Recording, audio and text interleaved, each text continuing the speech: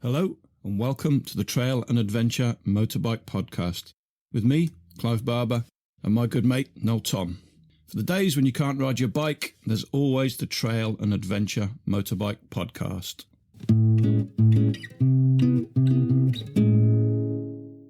Hey up, welcome back. This week we are joined by Fern Hume, better known as Ferns Forays on Instagram. Fern is a seasoned world traveller, but what we really wanted to talk to her about on this episode was her not exactly unique approach to motorcycle travel, but it's an approach that I think that a lot of people will appreciate and possibly be able to copy. So Fern basically goes on shorter trips that she fits in amongst the day job, where she'll travel to somewhere fairly exotic, hire a bike and have an absolutely amazing adventure. And I think it's something that most of our listeners will really enjoy and appreciate. We kind of ran out of time talking to Fern. She's done so many things and she's very active with the TRF and in various women's riders groups. We're going to need to get her back on and talk about all the other stuff as well. So here we go.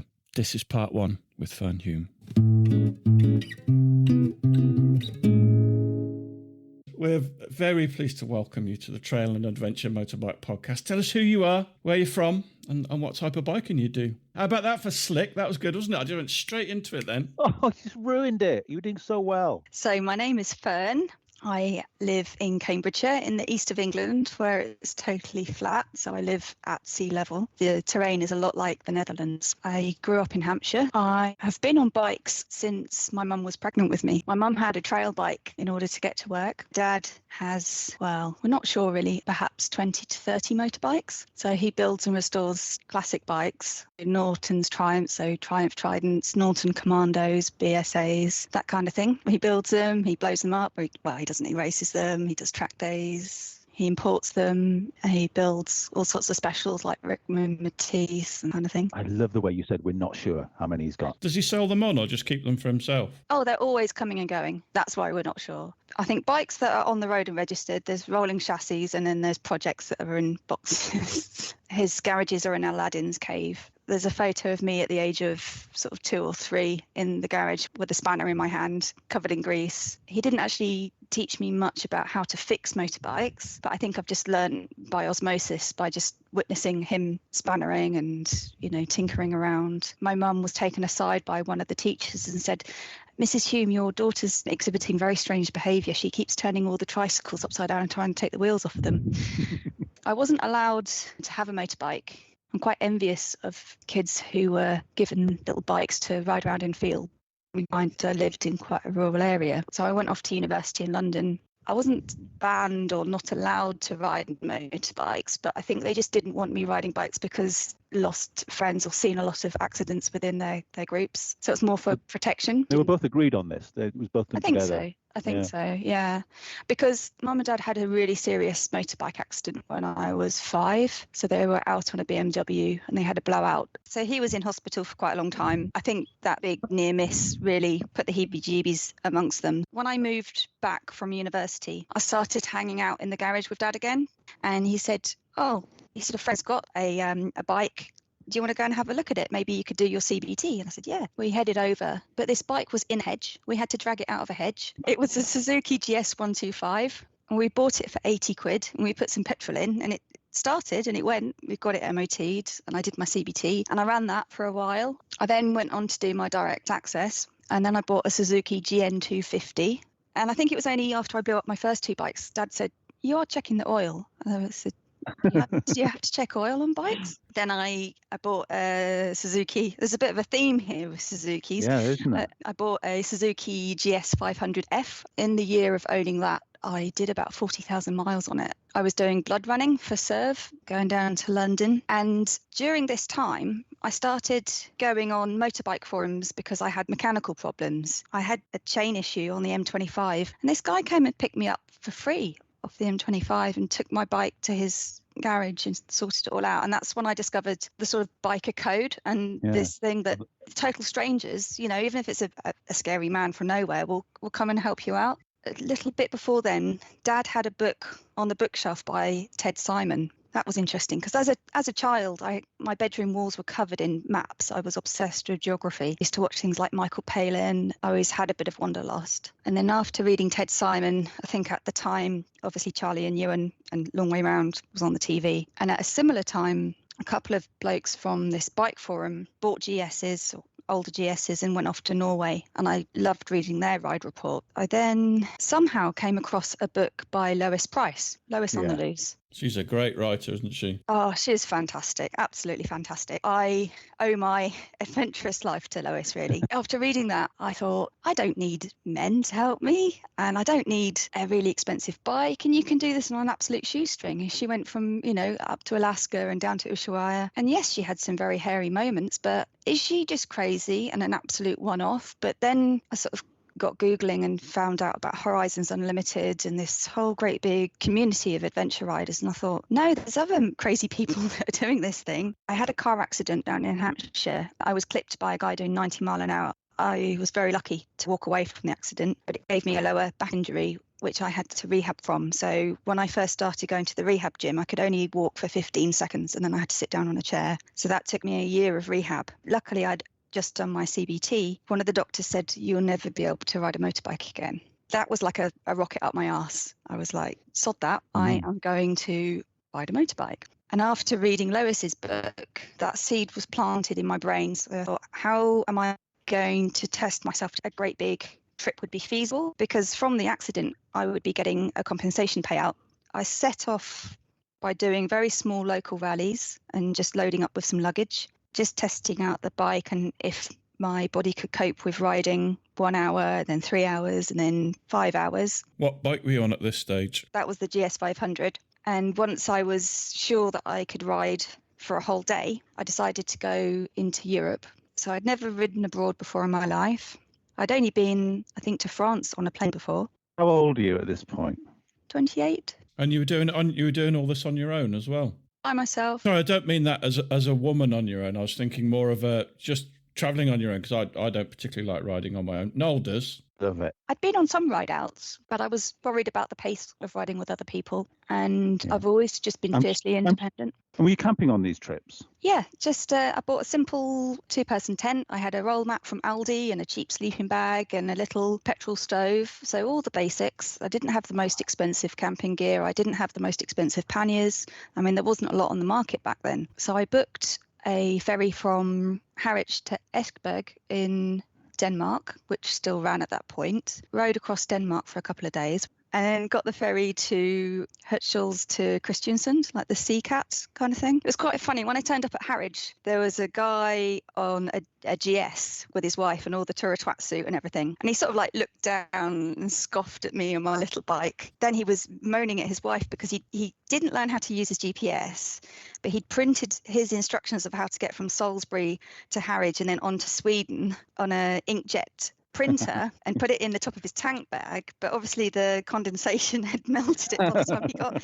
And I said to him, oh, we're getting on a 24-hour ferry. I said, I know how to operate that GPS. I can sit down and teach you how to. But because he had laughed at my little bike, he dismissed me. And I thought, well, you can go and get lost, like literally. You can go and get lost. I was on such a budget because I was petrified at how expensive Norway is. I'd heard the horror stories about the speeding fines and the cost of alcohol. I had a pannier full of couscous and vodka because I thought, well, if I buy cheap vodka from Morrison's, then I can bribe farmers if I break down. And I bought some beers from Morrison's to have on the ferry so I didn't have to buy alcohol on the ferry. Fern, sorry, what year was this? 2011.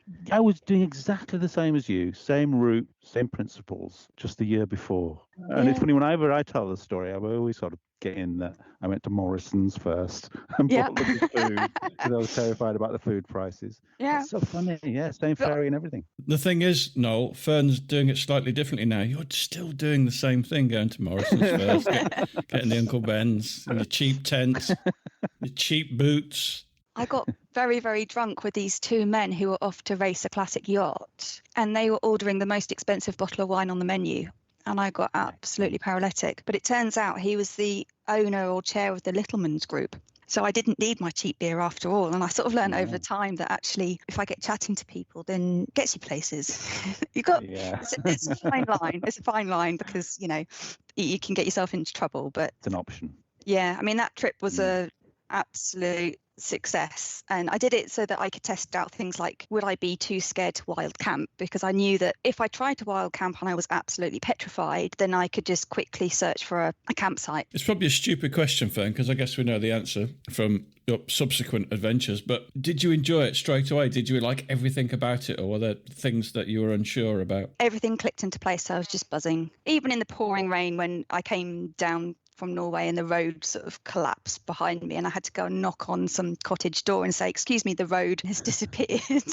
As soon as I did that trip, I knew that I was set up for, right, I'm going to, with this lump sum, it wasn't enough to get a deposit on a house in the south of England, which would tie me into a mortgage. And I know that's all security for old age, blah, blah, blah, blah, do the sensible thing. Or do something that would be a once in a lifetime opportunity that I'd be kicking myself if I never did. So I gave myself a year of project planning. I enjoy the planning process, but I like spontaneity as well. Some of the vaccinations you have to do 6 months in advance. The carnet de passage needed to be organised. I knew that if I got into New Zealand before my 31st birthday, I could get in on a working holiday visa, and that meant I could stay for 2 years there. So my aim was to get from UK to New Zealand, but it was never about the A to B. I didn't mind if there were really wild tangents that would take me off, or even if I get into Europe and it all goes wrong and I have to call it quits.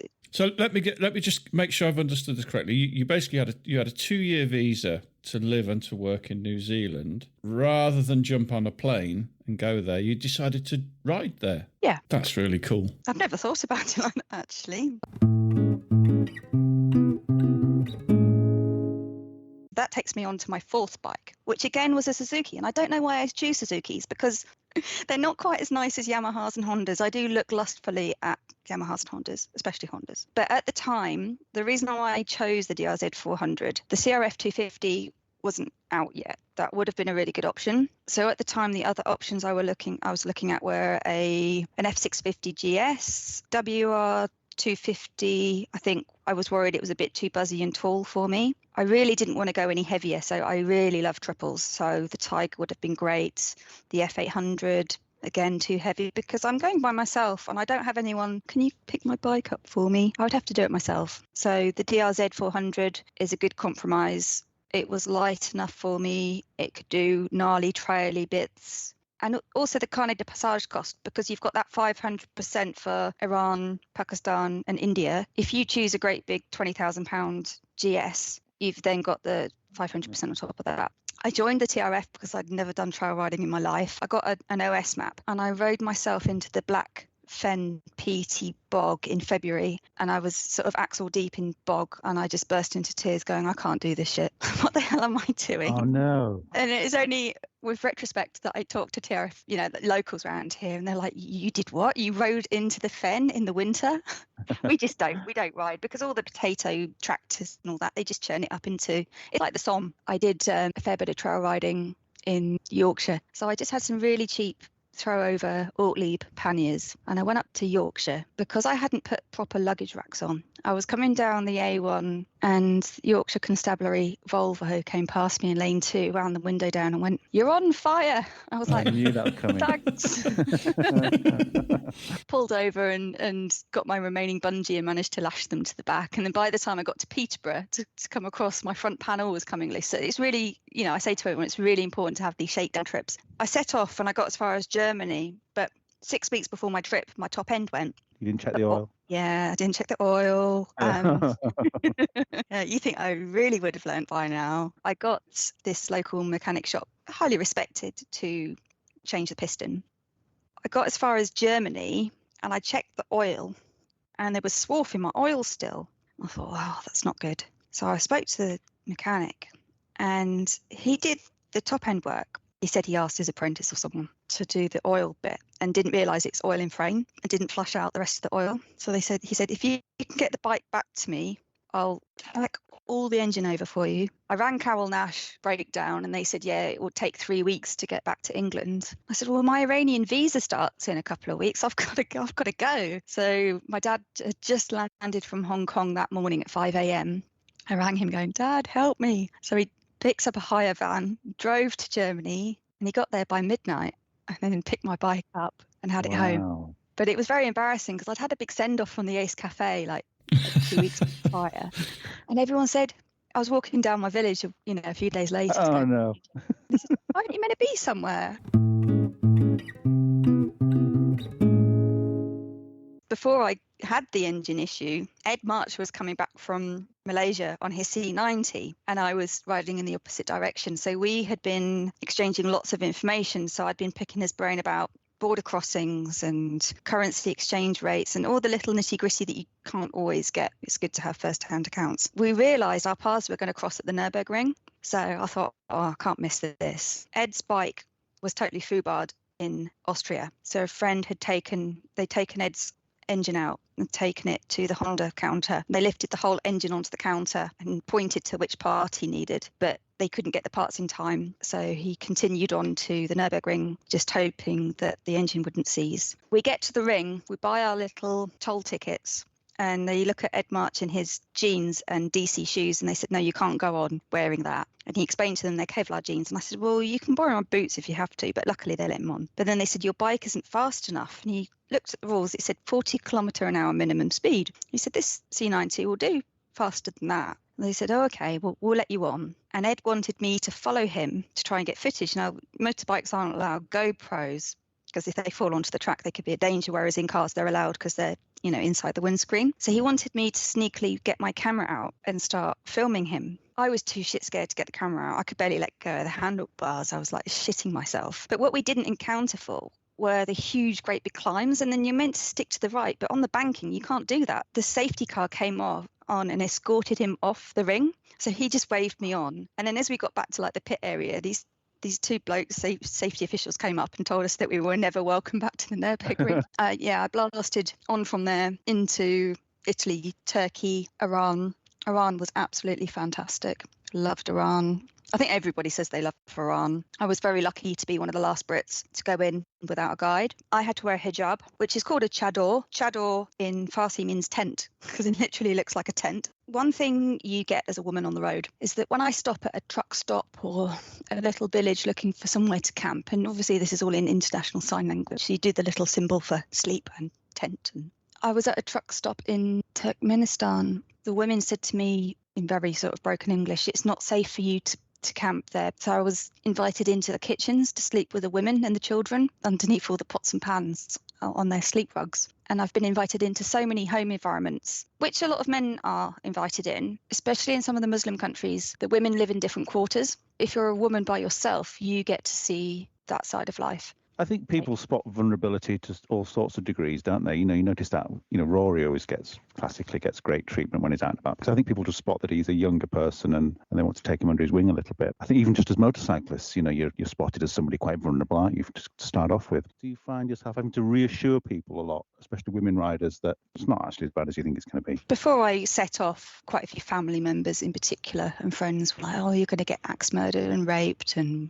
it's very difficult, if they didn't know any other travellers, to explain about the kindness of strangers. My argument is that, to be honest, I feel safer out on the road in really bizarre places than I do on a Friday night at the taxi rank in my local town. I mean, I did have quite a few very hairy situations. There were so many amazing interactions. Did those situations seem hairy at the time, or was it only when you looked back? There was only one opportunity where I literally wanted to say, fuck this, I want to get on a plane and go home. As I went through Central Asia, I was going to be meeting up with 12 other riders to share the China crossing cost through. I put a post on Horizons Unlimited. So as we all started going through Central Asia, we started to come across each other and just bump into each other randomly. And I was with John, an English chap, and an Italian couple on an old Airhead GS. We were riding along a highway in a gorge in Tajikistan, I think it was, that was very, very, very rough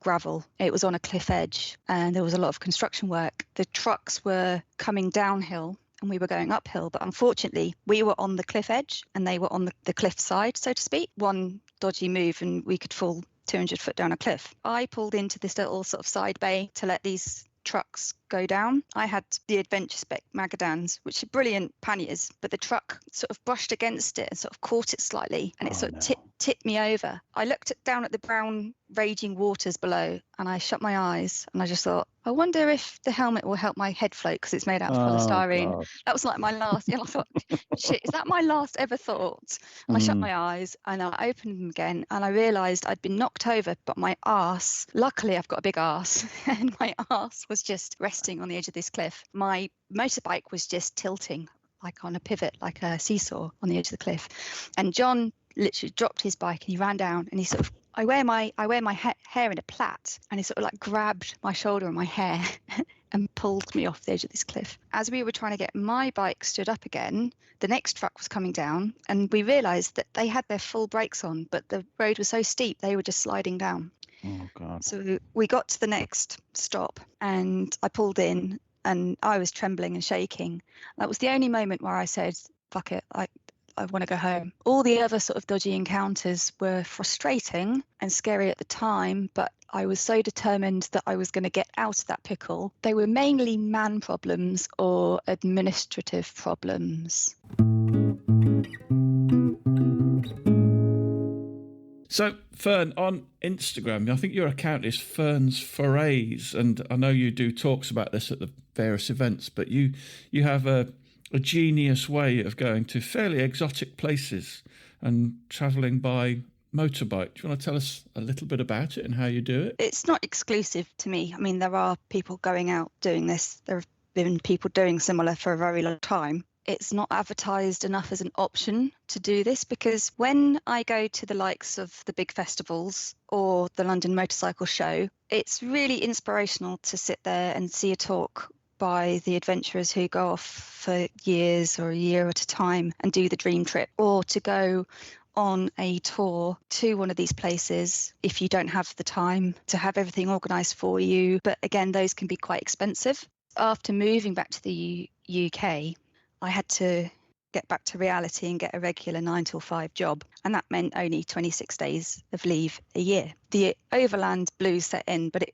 wasn't just the overland blues. For me, it was full-on psychiatric nasty blues, which wasn't pleasant. At the time, my partner and I were looking at doing a Thomas Cook holiday. It was February, we were sat indoors and it was absolutely raining down, thinking, oh, maybe we could go to Tenerife. I was looking at the prices and about £1,000, and I thought I'd popped to Thailand on my way between Nepal and New Zealand to meet my sister. And I remember going on booking.com and staying in really nice guest houses that were £12 a night. And I remember seeing that you could rent scooters for like a couple of quid, but you could rent a CRF 250L for £20 a day. I thought, well, how much is a flight to Thailand? Because there were some really nice expensive holidays to really posh resorts in Thailand. So I thought it must be possible to do 2 weeks in Thailand. So I looked at the price. It was, I think, about £380. So I started adding it up and I thought, hello, yeah. Yeah, for the price of a regular package holiday, which is absolutely nothing wrong with a package holiday, because sometimes you just need to go and sit on a beach and have all lined up and just get away from the office. But we could get out there and do it. We'd both done a bit of independent travel, so we thought, oh, let's give this a go. We went out there and we had an absolute blast. It worked really, really well. When we were sat on the flight home, we thought, right, where else could we go? And we got researching, thinking, where are cheap destinations?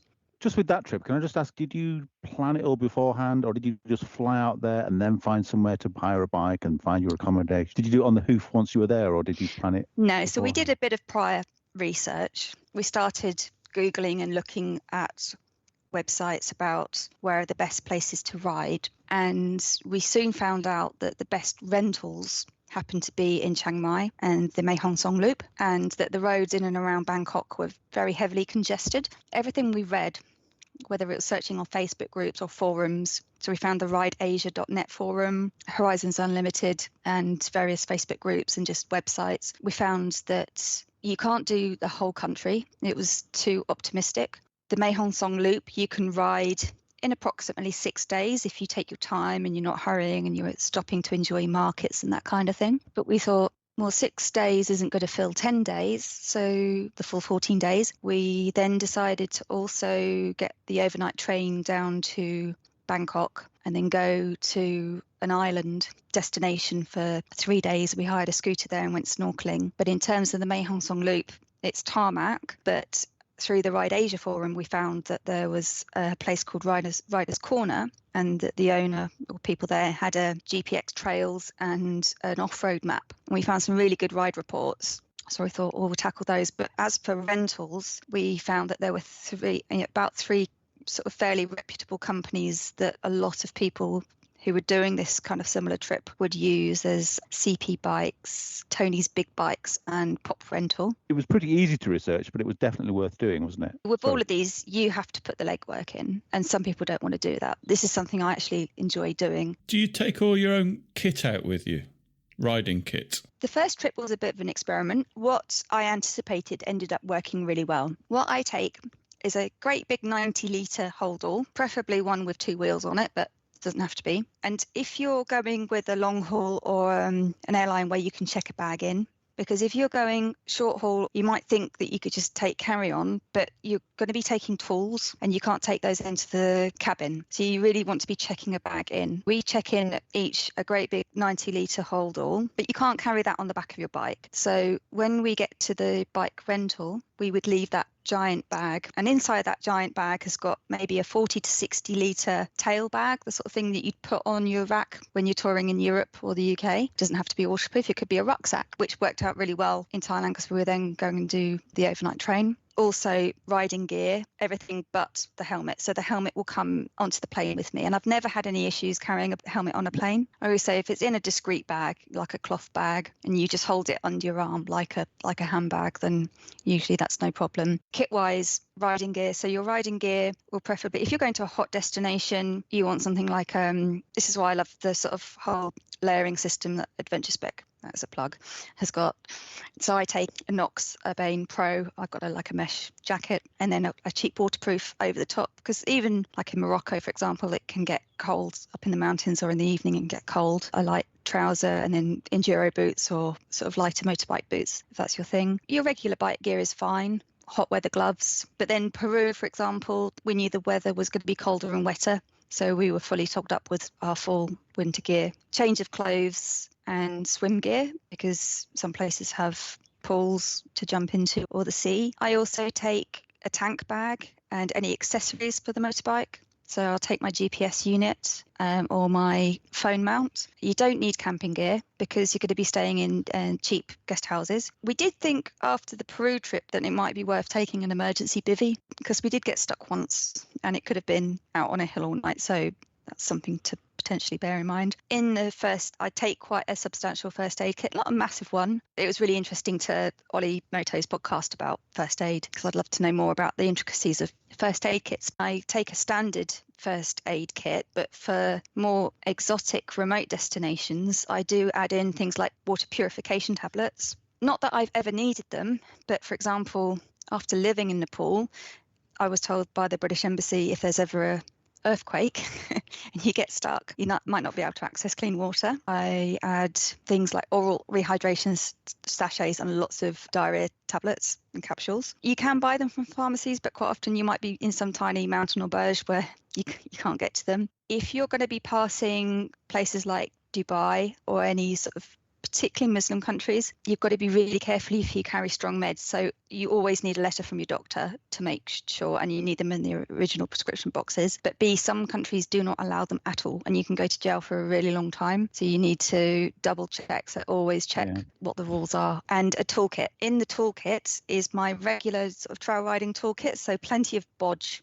repairs, gaffer tape, cable ties, that kind of thing. But also I look up the bike that I'm going to rent, and I will find out what tools you need to remove the tyres and what size inner tubes, because even though it might be a reputable company, the quality of the inner tubes that they have in might not be good. And you think, oh, if I get a puncture, I might go to a local place. It can be a long blooming way, and you don't have that backup. Do you take tubes with you, or? Yeah, I take tubes. And if there's 2 or 3 of us, if we take one tube each, an 18 and a 21, it's no biggie to take one each. We were really lucky because when we went to Morocco, we had one bike which had 2 punches, and when we took the inner tube out, it had 10 repairs on it. Oh, God. I always take a paper map with me, even if I know the rough route, because it's really nice. Same in Europe, same in the UK. It's really nice to lay the map out with a bunch of local riders and say, tell me what's not in the guidebooks. Tell me where's really good to go. But the tour chap, the chap who gave us the bikes in Peru, he looked at a road we were planning down. He said, don't go down that road. It's shit. He said, it's full of mining trucks. He said, take this road instead. But for some reason, there was an issue with the alternative road. So we ended up on this convoy. We went past a convoy of 50 trucks that were all in a queue. And they were like those big Mexican-American sort of trucks. And when we got to the front of the queue, they said we could be held up for a few hours. And again, in the Himalayas, when we were riding down from Manang, there were landslides and, road closures.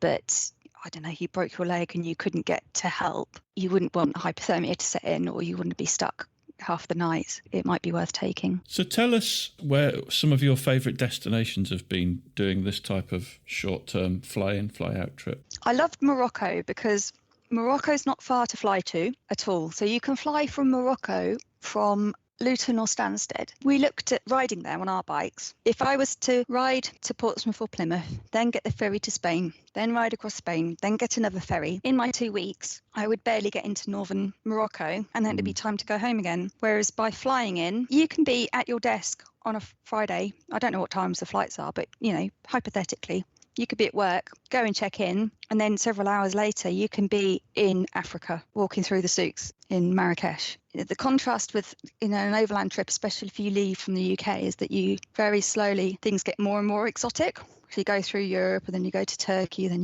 things get slowly crazier, and it's like very slow exposure. Whereas doing it this way, you just stand there and go, holy fuck. Can I just give a little plug for my friend Sam at Wilderness Wheels as well? If you are going to Morocco, Wilderness Wheels, based out of Ouarzazate, which is the film capital of Morocco, you'll have an amazing time.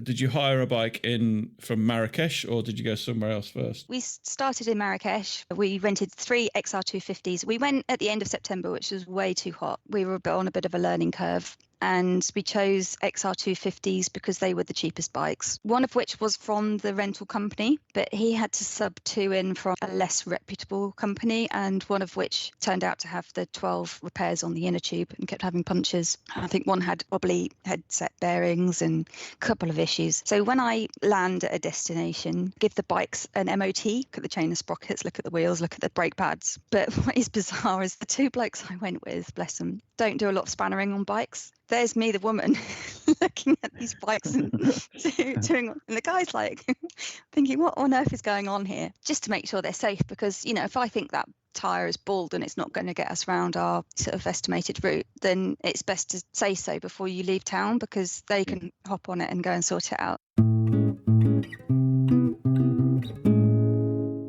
What other great destinations have been? So we've got Morocco.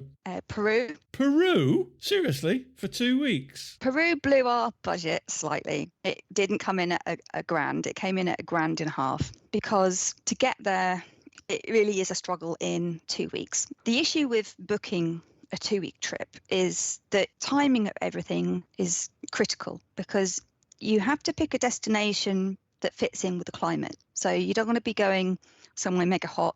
You don't want to be going somewhere in the middle of a monsoon where there could be landslides. And you might find that certain times of the year, the flights could be mega expensive. And sometimes there's a trade-off. So with Peru, we knew we wanted to go and see Machu Picchu and get down to the south.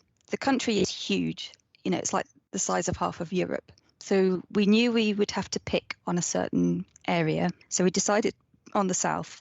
So it was actually more expensive to fly via Bogota and then change on a plane to Cusco in the south. We did 16 days. So I think we included the Easter holidays. So I always say, if you're looking at optimizing your time off, you need to look at bank holidays. The other thing we had to factor in with Peru was the altitude. So our route would be taking us over 5,000 meters, which for a fen dweller who lives at sea level, I was not looking forward to. The first day we got in a Collectiva minibus, we decided not to get straight on the bikes and went to Ollantaytambo, which is the gateway town to Machu Picchu. Cusco's at 3,000 meters. Ollantaytambo's at 2,600 meters. We stayed there for the night. Then we got a train to a town very close to Machu Picchu and did Machu Picchu, which is stunning. It's absolutely stunning, but it was very expensive. So of that extra £1,500, £250 of that was Machu Picchu. Bearing in mind it's 20 quid to get into Stonehenge to see 30 stones, Machu Picchu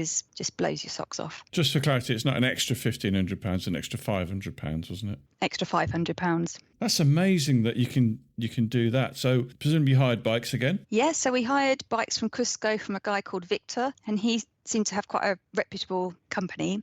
So I hired an XR250 Tornado, which was carbed, and Ferdy hired a CRF 250 Rally, which again is what the same bike as he owns back home. We were worried about the altitude, and I thought being on the carbed bike that I would have the issue of altitude, but it was actually the CRF Rally that had the issue with altitude, which I'd never heard of. The bike was running rough as a dog for 20 miles. So we rang him. It's amazing. In all these really remote places, you get fantastic signal, like better signal than in the UK. We rang him and said, the bike's playing up. And he said, try this with the ignition. He said, switch the bike on, leave it for 1 minute, and then switch it off. Then just try again. He said it recalibrates the oxygen sensor. And I've heard about Africa Twins having a similar problem. So I think it was that. It just got its knickers in a twist. Turn it off and on again thing. Yeah, simple as that. But he was great because some of the companies bike hire wise were a bit iffy, but this guy Victor, he said if that doesn't work, he said I will put a bike on my pickup truck, I will drive to you. We were like 800 kilometers away from Cusco. He said I will drive a bike to you there now. He said I will leave now. So yeah, really good on his part. And there was a route that Victor showed us called Les Tres Cañones, which is the 3 canyons. Because by then we'd had a fair bit of trail riding experience, was just trail riding mecca. It wasn't too technical, it's like Jeep terrain, but there were lots of cliff edges and sort of water crossings. But it did make us think. We had one water crossing that we pushed the bikes through. We didn't anticipate how fast the water was flowing, and it nearly swept us and the bike off our feet. Where else after Peru? So Peru. Where next? Where haven't you been? Yeah. Yep. Nepal was the last one I did. Sorry, one more thing. No, why have we just been to fucking Scotland? We could have been in Peru. Scotland was adventurous enough for me. Yeah, true. Fair point. So I'm not criticising Scotland. It was amazing. I'm not criticising. That was a joke, by the way. But where would you rather go? Fucking Peru or Scotland? But ironically, sort of, I moved back from New Zealand thinking I need to see more of the UK and Europe because I really missed in New Zealand. There's no history. There's no recent history in terms of buildings and architecture. They said, "Oh, do you want to see the oldest building in New Zealand?" And I said, "Oh, when was it built?" And they said, "Oh, 1820." I was like, "Oh, the cottage I grew up in was built in 1730." I cycle past a cathedral sort of most days, Ely Cathedral. That's sort of Norman. So I was really craving sort of the European side of things. Nepal.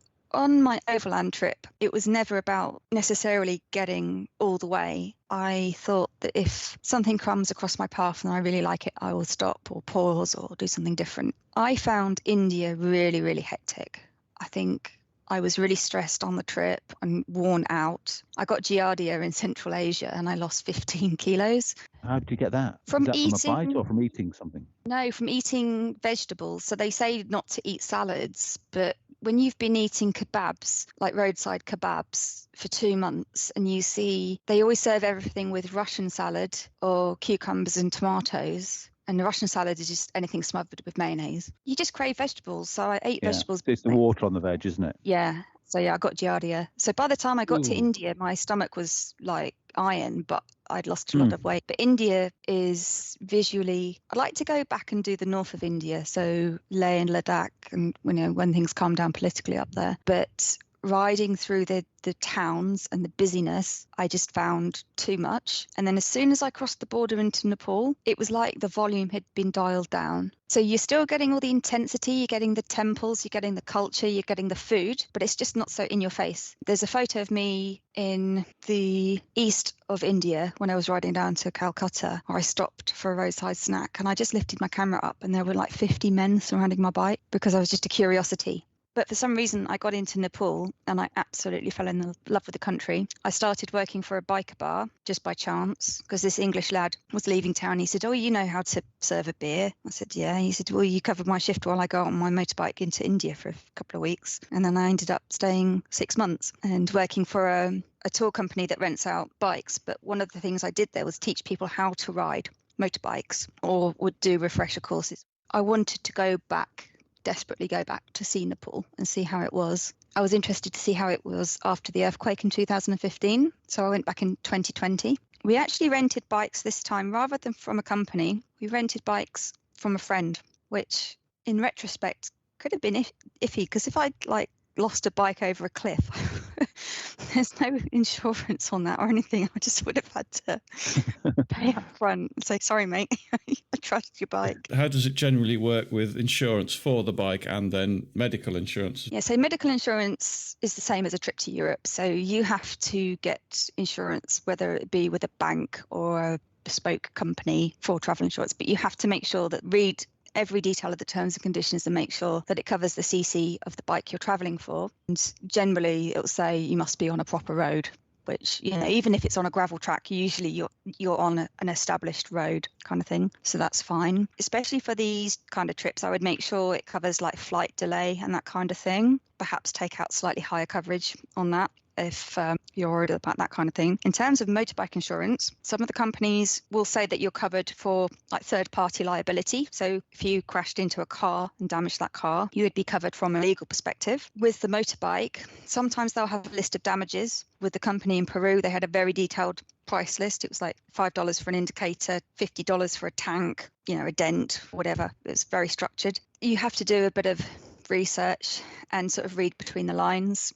It's not like Hertz or Enterprise where there are liability waiver insurance policies where you can pay a bit extra. I've never really seen that at the cheaper end of the market. It's something to take into consideration if you're going up in the market and looking for a more expensive bike. So one of the reasons I go for a cheaper bike is obviously small bikes are better. We know this for a fact, but they're also cheaper on fuel. They're cheaper to rent, but they blend in with the local traffic and they're easier to maneuver. So you might be used to riding a KTM 990 or a GS 1200 back in the UK. But when you're trying to navigate the streets of Vietnam or the back streets of Kathmandu, it's just nigh on impossible on a great big bike. And you have to sort of drop that mentality and just think, right, I'm going to have an absolute giggle on a little bike. I mean, even on the Himalayan in Nepal. I mean, I'd never really ridden the Himalayan before. I'd taken it out on a test ride and I thought, if I'm going to the Himalayas, I've got to ride a Himalayan. Even that I found heavy because it's a lot heavier than my DRZ. I used to think that's a big bike, the Himalayan, It's slow, but it's got really good, the pace of it blends in perfectly for Nepali traffic. When you're on the trunk roads going from town to town, you can overtake really nicely over those great big trucks with the funny horns that do the kind of noise, because that's how you overtake in those countries. You give it a blast of the horn because it says use horn on the back of the trucks. The benefit of going with a tour company is that you'd like to think that things are more black and white, and this is a risk that you have to take. It's become your mission now to see how many of these trips you can do without a big mishap. Yeah, well, not that, but just in this style. Yeah, totally. So there's within a group of friends, they've gone on to do quite a few other trips. So they've done meds in the peds in the med. Easily done. So they go off on package holidays and rent peds and see how far they can get around an island on peds. And they've been to Vietnam several times. But the list of places that you could potentially go to, so I've got a short list. Obviously places like New Zealand, USA, Israel, they are mega expensive. There's a short list of much cheaper countries that I have in my brain that are ready to roll. So places I haven't done: Sri Lanka, Indonesia, Turkey, India. Even though I've ridden through it, I haven't done one of these trips. And Latin America, South America, the flights would cost a little bit more, but you've got Peru, Colombia, Ecuador, Cuba, Costa Rica, Belize. So there's a lot of potential. Flight-wise, I look at sort of money-saving expert and look at flight sales and places like Jack's Flight Club and that kind of thing, and just keep an eye on it. Amazing. So, right, Noel and I are planning our trip for next year. What's the one destination you recommend we go to? Oh, that's so difficult. Come on, just one. We want one destination. Where are we going to go next year? Is she taking us into account or us not into account? Based on her experience, where would she recommend a couple of old idiots go to experience this flying ride? Whoa. Oh, okay, me and somebody else. It doesn't have to. No, you are an idiot. The idiot I can cope with. I'm struggling with the old. I think Nepal, because it has mountains, it has Hindu culture, it has Buddhist culture, it has crazy, crazy cities, but then you have Zen moments up in the mountains. It has drama. No, pack a jumper. We're going to Nepal.